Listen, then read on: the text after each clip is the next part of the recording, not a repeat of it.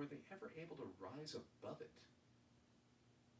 Oh, hi, and welcome to another episode of LP and Laundry. First time, here's how it works. I play one side of an unusual record. We talk about it a little bit before, maybe a little during, and over the course of it, I'll fold some laundry. It's not really about the laundry, but I have been told that it is oddly compelling. This week, well, we are still sheltering in place. We're still staying at home. A lot of things have been casualties of this pandemic, not the least of which live entertainment. Remember going out to a club and being part of an audience in a movie theater at a venue of some sort? So I thought, why don't we enjoy something virtually? Something from the past. Something from a hallowed landmark called Station J. That's right.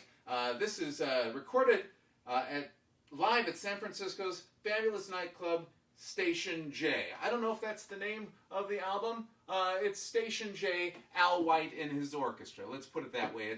It's one of those records that was released in the 60s, perhaps in the 50s. I don't know when this was released, but I'm betting early 60s. And there was a point in cultural history when they really thought they were going to get the kids interested in old-timey music. I've got a few records like that, and not sure that it ever really took hold, but it's fun. This was recorded live at San Francisco's celebrated Station J.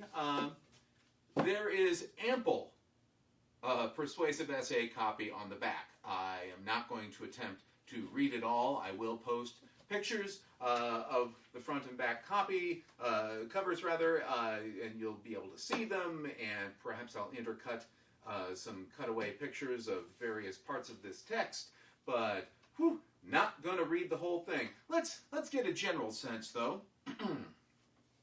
This is an album of the heart-stirring, ear-tingling dance music of the 20s that has brought capacity crowds and national attention to Station J, the San Francisco nightclub situated in a converted Pacific Gas and Electric Company substation.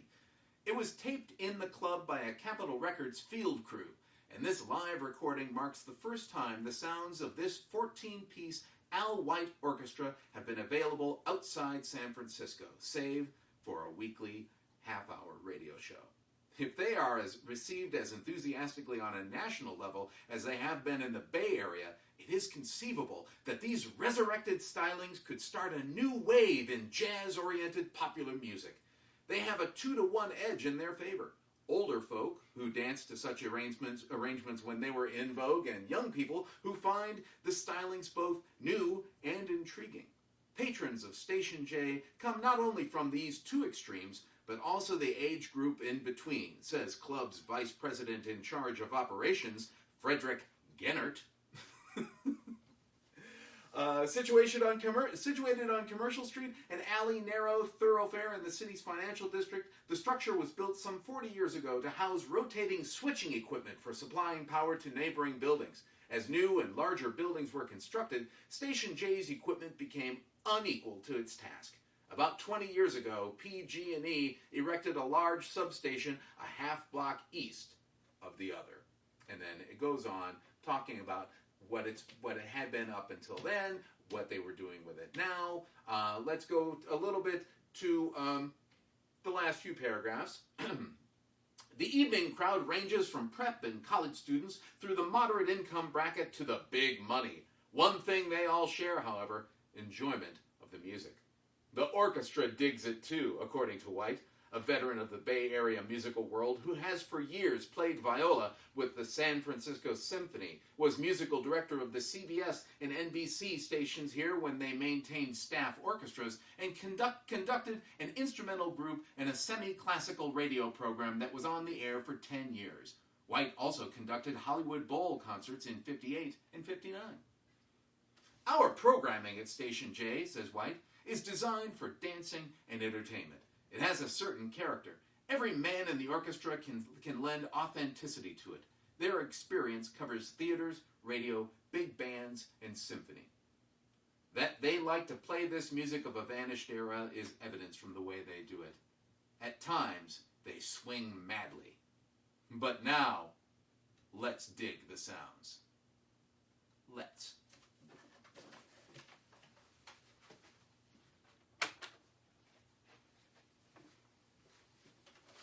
Oh, first up is, well, it'll be introduced.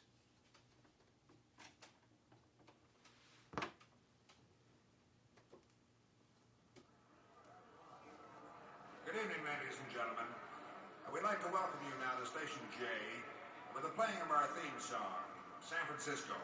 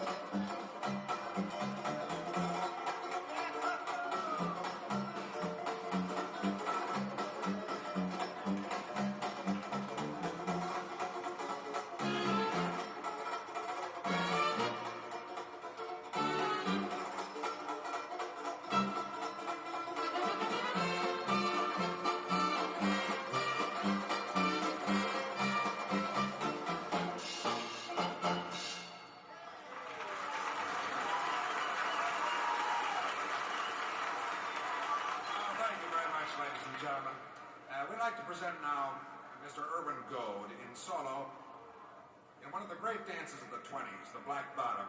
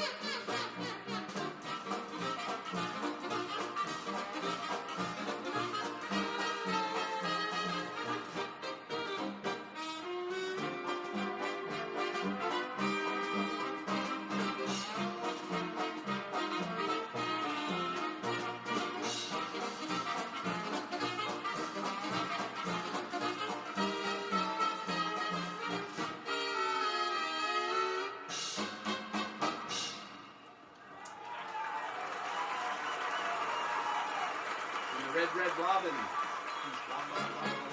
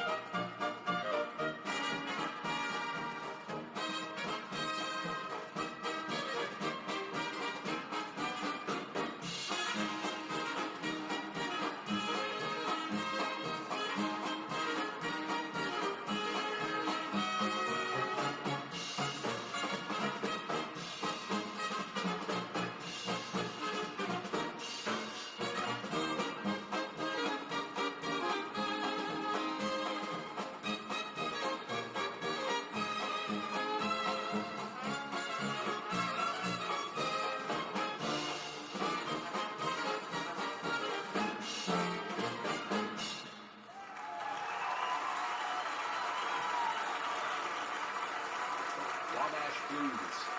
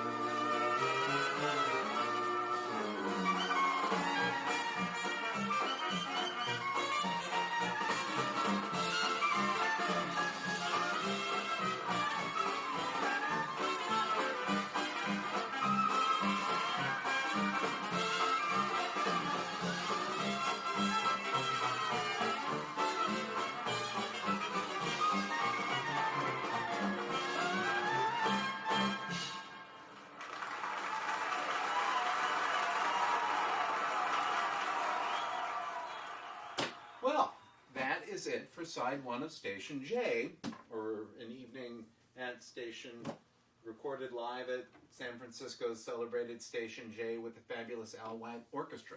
I guess that's the name of the album, or recorded live. Maybe the album's just called Station J. I don't know. You will already know how I classified it by the name that I've put here or there or anywhere. Thank you. And by the way, how did this music not take over the 60s, right? They thought it might, but it didn't.